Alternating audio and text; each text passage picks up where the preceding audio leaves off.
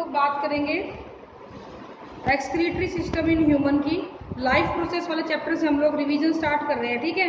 तो मैं सबसे पहले सबसे इंपॉर्टेंट टॉपिक स्टार्ट कर रही हूँ क्योंकि सबसे ज़्यादा पूछा जाता है। तो excretory system in human being, ठीक है। तो चैप्टर आपका 1 है ये, लाइफ प्रोसेस, और इसका टॉपिक है ये excretory system. We will discuss about the excretory system। क्या होता है excretory system? सबसे पहले आपको ये पता होना चाहिए इसका मतलब क्या है एक्सक्रीशन वर्ड का। तो एक्सक्रीशन वर्ड का मतलब क्या होता है बच्चों? एक्सक्रीशन का मतलब होता है removal of metabolic waste from the body. Removal of metabolic waste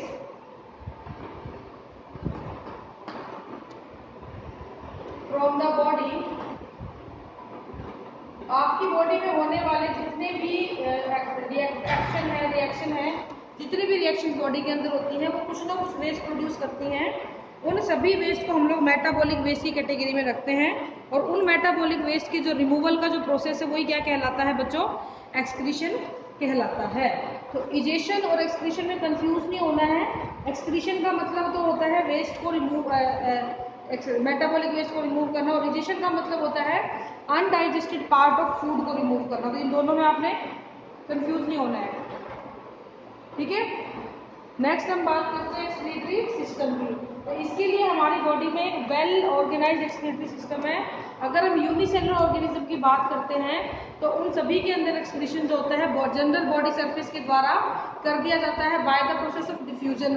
osmotic concentration के हिसाब से या पार्टिकल की कंसंट्रेशन के हिसाब से डिफ्यूज आउट पार्टिकल को कर दिया जाएगा। सिंपल मेथड होता है। जैसे जैसे हम हायर ऑर्गेनिज्म की तरफ बढ़ते चले जाते हैं वैसे वैसे एक्सक्रीटरी ऑर्गन्स बढ़ते चले जाते हैं, जैसे कि नेफ्रिडिया हो गया, फ्लेम सेल हो गई, और इसके अलावा बहुत सारे ऑर्गेनिज्म में अलग अलग प्रकार की सेल मिलती हैं, ट्रैकियल्स हो गए। तो इस प्रकार से आपको एक्सक्रीशन अलग अलग तरीके से मिलेगा। लेकिन ह्यूमन के अंदर एक पूरा सिस्टम होता है, यानी बहुत सारे ऑर्गन्स से मिलकर एक सिस्टम बना होता है, जिसको आप लोग क्या बोलते हो बेटा? एक्सक्रीटरी सिस्टम बोलते हैं। एक्सक्रीटरी सिस्टम के हम पार्ट्स की बात करेंगे। तो पहला मेन पार्ट होता है उसमें kidney, and we have a pair of kidney. We have a pair of kidney. We have a pair of kidney, यानी एक जोड़ी किडनी हमारे पास होती है, लेफ्ट और राइट, ठीक है। फिर आता है यूरेटर, देन यूरिनरी ब्लैडर,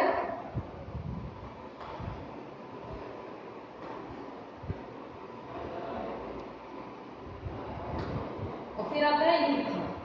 तो these are the main 4 main part of the. इसके अलावा renal artery and renal vein, ये ब्लड सप्लाई के लिए होती हैं।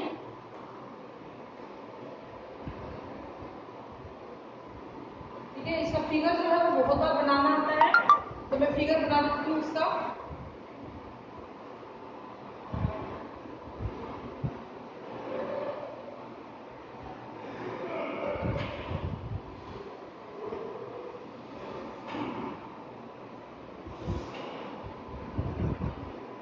ये आपका एक्सक्रीटरी सिस्टम का फिगर है, ये डायग्राम है, और ये बहुत बार आता है पेपर के अंदर, मोस्ट इंपोर्टेंट क्वेश्चन है। ये है kidney, ureter, urinary bladder,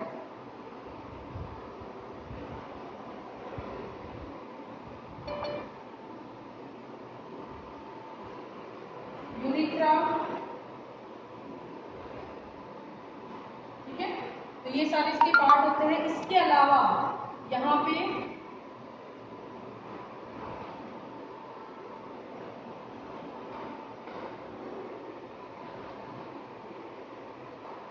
renal artery और वेन्स भी यहाँ पर पाई जाती है। इस प्रकार से ये आपके वेरियस पार्ट्स हो गए, ठीक है, एक्सक्रीटरी सिस्टम के। एक्सक्रीटरी सिस्टम में हम सबसे पहले बात करेंगे किडनी की। ये किससे बनी होती है? तो जिस प्रकार से हमारी बॉडी सेल से बनी होती है उसी प्रकार जो किडनी होती है वो बनी होती है। किडनी की जो स्ट्रक्चरल यूनिट होती है उसको हम बेटा बोलते हैं नेफ्रॉन। इसका डायग्राम भी बहुत बार पेपर में पूछा जाता है। तो structural and functional unit of kidney is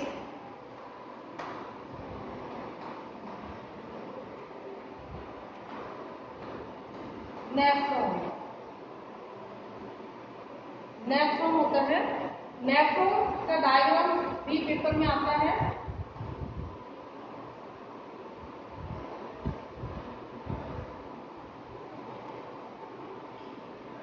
ये आपको प्रैक्टिस एक दो बार आप करोगे तो आपको आ जाएगा।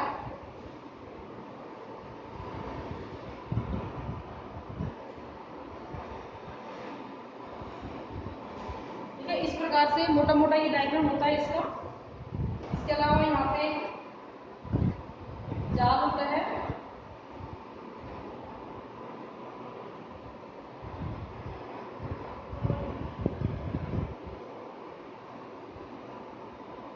ठीक है, इस प्रकार से। तो ये जो है बेटा, this is called Bowen capsule.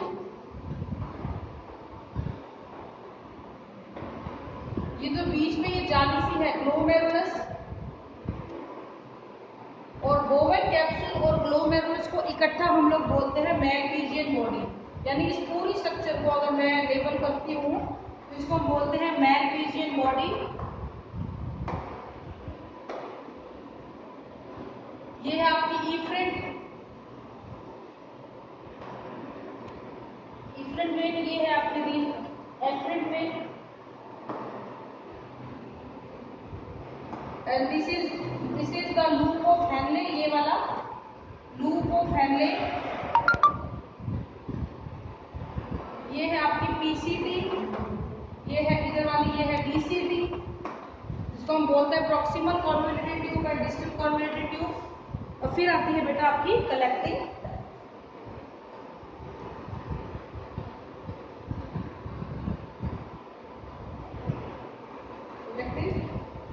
तो ये आपका नेफ्रॉन का डायग्राम। और ऐसी ऐसी बहुत सारी यूनिट्स जो है मिलती हैं आपस में, तो एक किडनी का फॉर्मेशन हो जाता है। तो ऐसी बहुत सी यूनिट आपस में मिलकर किडनी को फॉर्म करने में हेल्प करती हैं। नेफ्रॉन के बारे में भी क्वेश्चन पूछा जाता है। नेफ्रॉन यहाँ से ब्लड आएगा और जितना भी उसका वेस्ट होगा वो यहाँ से छन जाएगा, और छन के यहाँ से कलेक्टिंग डक्ट में क्या हो जाता है बेटा, कलेक्ट हो जाता है। तो इस प्रकार से कलेक्शन यहाँ पे हो जाता है यूरिन का। तो अगर कलेक्टिंग डक्ट की हम बात करते हैं, कलेक्टिंग डक्ट में से क्या निकलेगा, तो यहाँ से निकलेगा आपका, कलेक्टिंग डक्ट से निकलेगा यूरिन। लेकिन बीच में जब लूप ऑफ हैनले से ट्रेवल कर रही होती है चीजें, तो उस दौरान क्या होता है, बहुत सारी काम की चीजों का, जैसे कि वाटर हुआ, ग्लूकोज हुआ, सोडियम क्लोराइड हुआ, इनका रीअब्जॉर्प्शन भी कर लिया जाता है। क्योंकि अगर हमारी बॉडी से ये चीजें निकल जाएंगी तो हमें नुकसान हो सकता है। तो उस नुकसान से बचने के लिए क्या किया जाता है बच्चों, इस चीजों का, काम की चीजों का रीअब्जॉर्प्शन कर लिया जाता है। ठीक है, तो नेफ्रॉन हमारी वो स्ट्रक्चर होती है जहां से ब्लड को एक्चुअली प्यूरिफाई किया जाएगा। जब आप छोटी क्लास में थे तो आपको ये पढ़ने को मिलता था कि किडनी से ब्लड साफ होता है, बट किडनी में भी क्या होती है, नेफ्रॉन होती है। ये वाली स्ट्रक्चर होती है, ऐसी बिलियंस ऑफ नेफ्रॉन होती हैं। यहाँ से इन पर ब्लड आएगा और इस जगह पे वो छनेगा, यानी यहाँ से चाहे छननी छनती है ना, छान लिया जाता है और साफ खून को बाहर भेज दिया जाता है।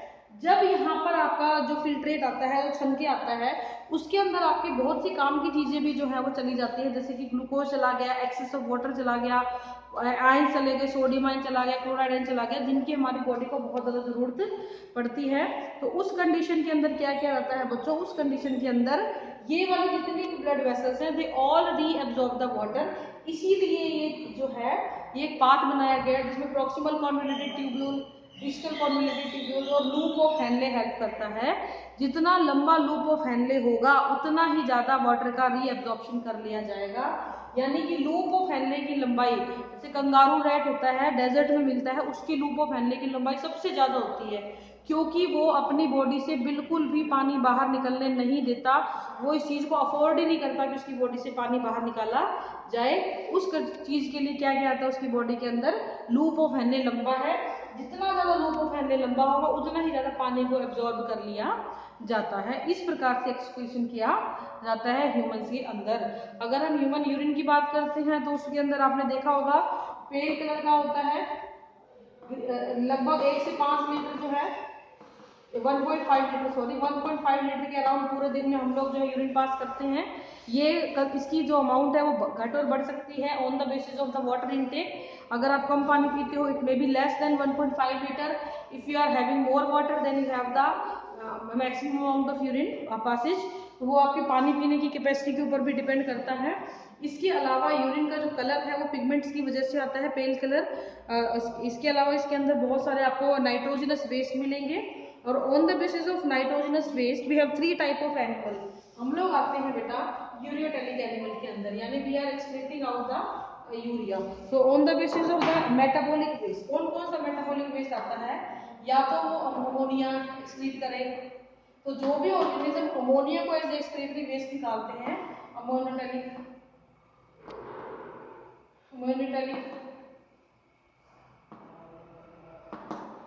जो यूरिया को निकालते हैं यूरियोटेलिक, जो यूरिक एसिड को निकालते हैं यूरिकोटेलिक, और जो अमाइनो एसिड्स को निकालते हैं एमिनोटेलिक। देखो ना वर्ड में कंफ्यूजन है, एमिनो और अमीनो फर्क है। तो इस प्रकार से हम लोग जो है इस कैटेगरी में आते हैं। और इन सब का एक और पैटर्न भी है कि जो भी ऑर्गेनिज्म पानी के अंदर पाए जाते हैं तो यूजुअली प्रोड्यूस अमोनिया, और जो लैंड में पाए जाते हैं वो यूरिया और यूरिक एसिड करते हैं। और जो बिल्कुल ही वाटर डेफिशिएंट रीजन में रहते हैं उनके अंदर होता है यूरिक एसिड का एक्सक्रीशन। क्रिस्टलाइन फॉर्म में यूरिन को एक्सक्रीट करते हैं, मतलब सेमी सॉलिड फॉर्म के अंदर यूरिन को पास किया जाता है। लिक्विड बहुत ही कम होता है, पानी बहुत ही कम अमाउंट में आता है। यूरिया एक नॉमिनल वाटर के लिए होता है। अमोनिया को डिजोल्व होने के लिए बहुत सारे पानी की जरूरत पड़ती है, इसलिए उस वाटर के जरिए इसको डिजोल्व करके ही बॉडी से बाहर निकाला जाता है। ठीक है, तो वाटर की एक्सेस बहुत होनी जरूरी है, तभी अमोनिया बाहर निकलेगा। अदरवाइज धीरे धीरे क्या हो जाएगा, बॉडी में इकट्ठा होकर नुकसान करेगा। अब आता है हमारा बड़ा ही इंपॉर्टेंट क्वेश्चन इसी टॉपिक से जुड़ा हुआ, दैट इज डायलिसिस और आर्टिफिशियल किडनी।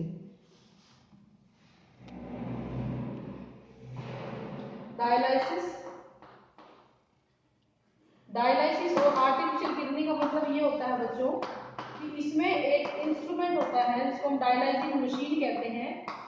उस इंस्ट्रूमेंट के जरिए आपका ब्लड को प्यूरिफाई किया जाता है। जिन लोगों के अंदर किडनी फेलियर की प्रॉब्लम देखी जाती है या जिन लोगों का किडनी फेल होना लग जाता है, उन ऑर्गेनिज्म के अंदर देखा जाता है कि डायलिसिस पे उनको लाना पड़ता है।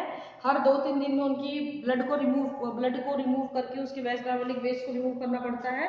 तो इसलिए करवाया जाता है ताकि मैक्सिमम जो है आपका वेस्ट बॉडी से बाहर निकाला जा सके, क्योंकि प्रोलॉन्ग्ड जो स्टोरेज होगी वेस्ट की वो बॉडी को नुकसान पहुंचा सकती है। उस कंडीशन के अंदर आर्टिफिशियल किडनी, देखो ये मत सोचना कि कोई मशीन है और उसको बॉडी में फिट कर दिया, नहीं, ऐसा नहीं होता है। आपको डॉक्टर के पास जाना पड़ेगा, एडमिट होना पड़ेगा, और वहाँ पे फिर डॉक्टर के ऑब्जर्वेंस में ही ब्लड को बॉडी से बाहर निकाल के इस डायलिसिस वाली मशीन में ट्रांसफर किया जाता है। वहाँ पर डायलाइजिंग सोल्यूशन होता है, उस सोल्यूशन की हेल्प से सभी वेस्ट को बाहर निकाल लिया जाता है, और ब्लड जब साफ होता है तो उसको बॉडी के अंदर भेज जाता है।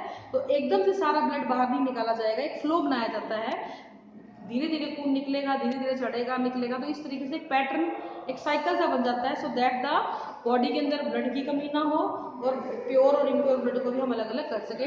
डायलाइजिंग सोल्यूशन को हमें थोड़ी देर में रिप्लेस करना पड़ता है। द रीजन इज कि डायलाइजिंग जो सोल्यूशन होते हैं वो सारे के सारे क्या करते हैं, आयंस को, जितने भी आयंस होते हैं या कोई मिनरल होता है, जो भी वेस्ट है बेसिकली, उन सभी वेस्ट को क्या करता है ये अपने अंदर कंटेन कर लेता है। तो इसको आपको बार बार क्या करना पड़ेगा, चेंज करना पड़ता है। तो कई बार बच्चे कंफ्यूज होते हैं कि आर्टिफिशियल किडनी मतलब किडनी लगी हुई है, नहीं, ऐसा नहीं होता है। आर्टिफिशियल किडनी से हमारा यहाँ पे मतलब होता है एक मशीन जिसको आपकी बॉडी के साथ अटैच कर दिया जाता है, और उसमें से फिर आपका ब्लड को धीरे धीरे ले जाया जाएगा और उसको साफ किया जाता है। तो इस प्रकार से ये प्रोसेस कंप्लीट किया जाता है। ठीक है, तो ये होता है आर्टिफिशियल डायलिसिस। जो लोग डायलिसिस पे आ जाते हैं या जिन पेशेंट्स को डायलिसिस की आवश्यकता पड़ती है, इट माइट बी पॉसिबल कि उनकी लाइफ अब बहुत ही नज़दीक आ चुकी है, नियर टू एंड, क्योंकि डायलिसिस के बाद एक तो ये बहुत महंगा प्रोसीजर है, हर कोई इसको अफोर्ड नहीं करता है। ठीक है, हर दूसरे तीसरे दिन आपको डायलिसिस करवाना पड़ता है, जो वैसे भी काफ़ी कॉस्टली पड़ जाता है। और उसके बाद क्योंकि एक तो आप दिन में 10 बार यूरिन के लिए जा रहे हो, और अब आपका खून में हर टाइम कूड़ा मेटाबॉलिक वेस्ट इकट्ठा होकर घूम रहा है, तो वो एक हार्मफुल कंडीशन क्रिएट हो जाती है। तो ये आपका एक्सक्रीटरी प्रोडक्ट्स के बारे में बात है। अब हम बात करते हैं प्लांट के लिए।